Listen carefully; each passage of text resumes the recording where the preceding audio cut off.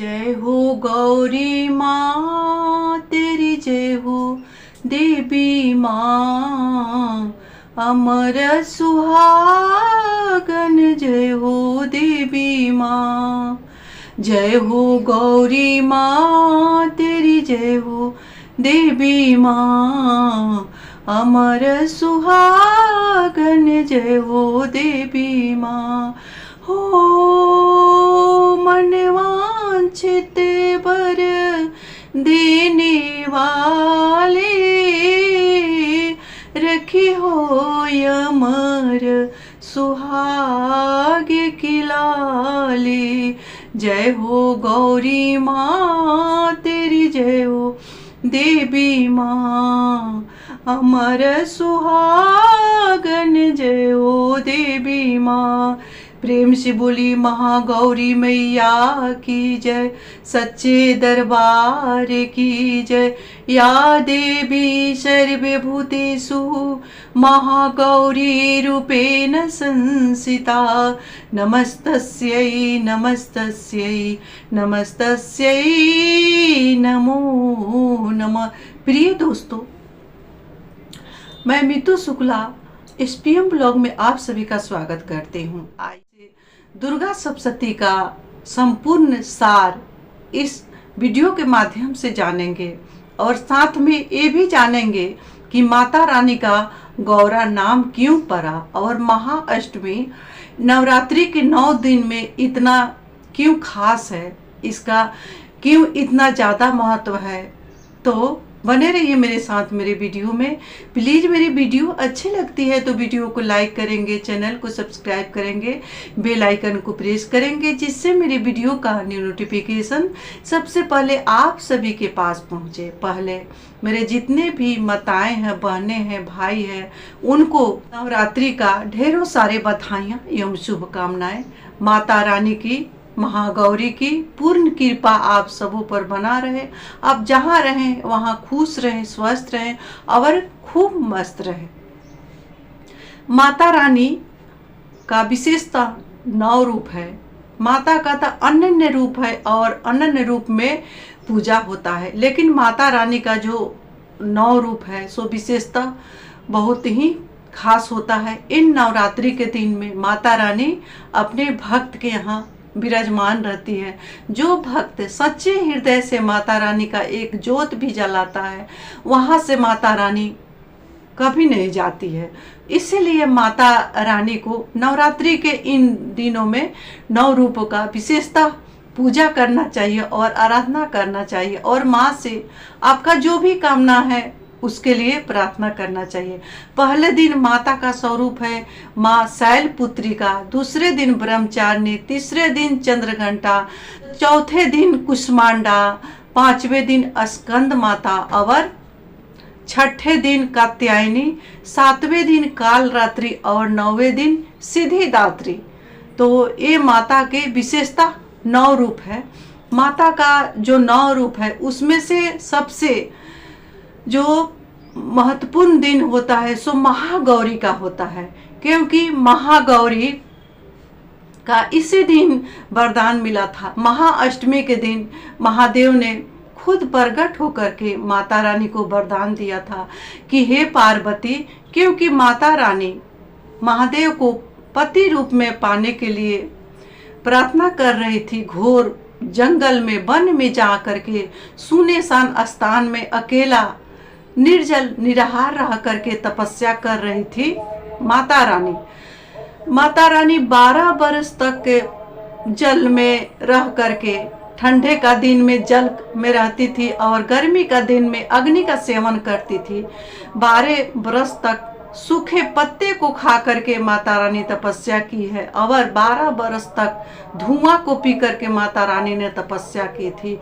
अंत में निर्जल निराहार रह करके महादेव को पति रूप में पाने के लिए माता रानी ने जब तपस्या शुरू की, माता रानी का पूरा शरीर काला पड़ गया था।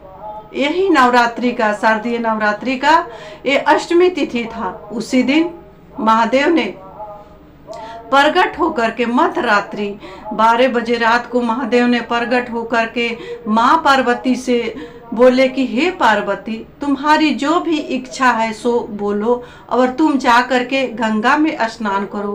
उसी समय माँ पार्वती जी ने अपनी तपस्या से आंखें खोली और बोली कि हे महादेव, मुझको कुछ नहीं चाहिए, आप मुझे पति रूप में प्राप्त हो। इस तरह से माता रानी ने महादेव से वर मांगा और वर मांगने के बाद महादेव वहीं पर तथास्तु बोल करके अंतर्ध्यान हो गए और बोले कि हे पार्वती, तुम जाकर के गंगा में स्नान करो, तुम्हारा संपूर्ण शरीर काला पड़ गया है। जब माता रानी ने गंगा में स्नान की, उस समय माता रानी का शरीर पूर्ण रूप से गोरा हो गया। इसीलिए माँ का नाम एक महागौरी, क्योंकि माँ विशेषतः गोरी ही थी, लेकिन तपस्या करने से उनका भूखे रहते रहते धुआं अग्नि का सेवन करते करते माता रानी का केवल सूखा शरीर में हड्डी था और उनका शरीर काला पड़ गया था। जैसे माता रानी ने गंगा में स्नान किया, उनका जो शरीर था सो गौर वर्ण का हो गया। इसीलिए माता रानी का नाम एक महागौरी भी पड़ा। और माता रानी ने माँ गंगा से बोली कि हे माँ गंगे, जो कोई भी स्त्री या पुरुष, बच्चे या कुमारी कन्या इस महागौरी का व्रत रखेगा और मुझसे प्रार्थना करेगा, उस तरह मैं वरदान दूंगी। क्योंकि इस आज का दिन विशेषतः मैं बहुत प्रसन्न रहती हूँ, क्योंकि आज मुझे वरदान मिला है। आज महादेव ने मुझे पति रूप में प्राप्त हुए हैं, इसीलिए मैं बहुत ही प्रसन्न हूँ। और जो कोई भी व्यक्ति, पुरुष हो या स्त्री हो, बच्चे हो या कन्या हो, कोई मुराद लेकर के, कोई मनकामना लेकर के मेरे सामने एक दीपक भी जलाता है, एक फूल चढ़ाता है, उससे मैं बहुत प्रसन्न होती हूँ। और जो कोई व्यक्ति कोई भी अपना मुराद लेकर के मेरे सामने प्रार्थना करता है, उसका मैं जो भी मनकामना है सो अवश्य ही पूर्ण करती हूँ और उसका खाली झोली भरती हूँ। क्योंकि माता रानी का बहुत ही सौम्य रूप है। जो माता है सो बैल पर सवार है और उनका 4 हाथ है, जो कि एक हाथ वरद हस्त उठा हुआ है और एक अभय मुद्रा है, जो अपने भक्तों को अभय प्रदान करती है और वर देती है। महागौरी यही जगत जननी जगदम्बा है, जो संसार को पालन करती है, संहार करती है और विपत्ति में आपत्ति में माता सुमिरन करने पर विपत्ति आपत्ति से निकालती भी है। जो कुमारी कन्या है आज के दिन महागौरी का व्रत करता है, उनको मनचाहा पति प्राप्त होता है। जो कोई बालक पढ़ने में मन नहीं लगता है, माता रानी को एक लाल फूल चढ़ा करके माता रानी से प्रार्थना करता है, तो माता रानी अवश्य उस बालक पर अपनी करुणा बरसाती है। वहीं जो सौभाग्यवती माताएं बहनें हैं, आज के दिन महागौरी को लाल चुंदरी चढ़ा करके, लाल फूल चढ़ा करके और बतासे का भोग, नारियल का भोग लगा करके जो आज के दिन माता रानी का पूजन करते हैं और कथा को सुनते हैं। क्योंकि ये कथा महागौरी ने ही बताई है कि जो कोई भी व्यक्ति इस कथा को सुनेगा, उसका मैं संपूर्ण मनोरथ को पूर्ण करूंगी और उसका खाली झोली खुशियां से भर दूंगी। इसीलिए महागौरी का कथा को अवश्य सुनना चाहिए। ये पूरा दुर्गा सप्तशती का सार है। अगर 9 दिन में आप किसी तरह का पाठ पूजा नहीं भी किए हैं, इस कथा को सुनने मात्र से संपूर्ण दुर्गा सप्तशती का सुनने बराबर फल प्राप्त होगा। वहीं माता रानी का आज का दिन जो मिलन का तिथि है, सो आज माता रानी बहुत प्रसन्न मुद्रा में रहती है। मानस के अनुसार श्री रामचंद्र जी ने यही नवरात्रि का व्रत किए थे और 8वें दिन माँ मध्यरात्रि में उन्हें वरदान दी थी कि हे रामचंद्र, आप निश्चित ही लंका पर विजय प्राप्त करोगे और रावण को मारोगे और शीघ्र अपने राज को लौट जाओगे। इस तरह से मिला था वरदान रामचंद्र जी को। इसीलिए ये शारदीय नवरात्रि सबसे खास है। मुक्ता नवरात्रि ये शारदीय नवरात्रि है और दूसरी नवरात्रि है वो चैत्री नवरात्रि है। 4 नवरात्रि आती है साल में, 2 प्रत्यक्ष रूप से और 2 गुप्त रूप से। तो जो शारदीय नवरात्रि है सो विशेषता बहुत ही खास मानी जाती है और उसमें ये महागौरी का दिन बहुत ही खास माना जाता है। अगर व्यक्ति थोड़ा सा उपाय करे तो माँ प्रसन्न हो जाती है, क्योंकि माँ तो माँ होती है। इनको मनाने के लिए कोई ज़्यादा आडंबर दिखावा का जरूरी नहीं है। इनको मनाने के लिए थोड़े से ही अगर आप इनके सामने बैठ करके प्रार्थना भी कर देते हैं, आपके पास फूल नहीं है, आपके पास धूप दीप नहीं है, फिर भी आप माँ के सामने बैठ करके प्रार्थना करते हैं, उतना ही से माँ अपने बच्चे ऊपर प्रसन्न हो जाती है।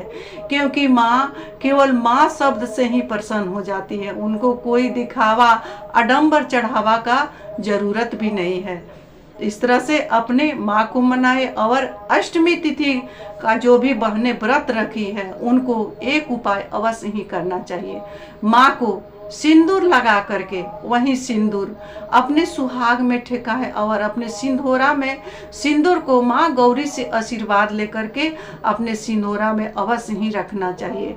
वही सिंदूर का बिंदी आपके परिवार में पति है, बेटा है, बेटी है, सबको आज के दिन सिंदूर अवश्य ही लगाना चाहिए। अगर पुत्र हैं तो चंदन के रूप में, और पुत्री है शादीशुदा है तो सिंदूर के रूप में, और शादी नहीं हुआ है तो लीलार में ही लगाएं। लेकिन माँ गौरी से अवश्य प्रार्थना करके अपने बेटे बेटी पति को अवश्य ही लगाएं। इससे माँ बहुत प्रसन्न होती है, क्योंकि 33 कोटि देवी देवता में जो माँ गौरी पार्वती है उनका ही सुहाग अखंड है।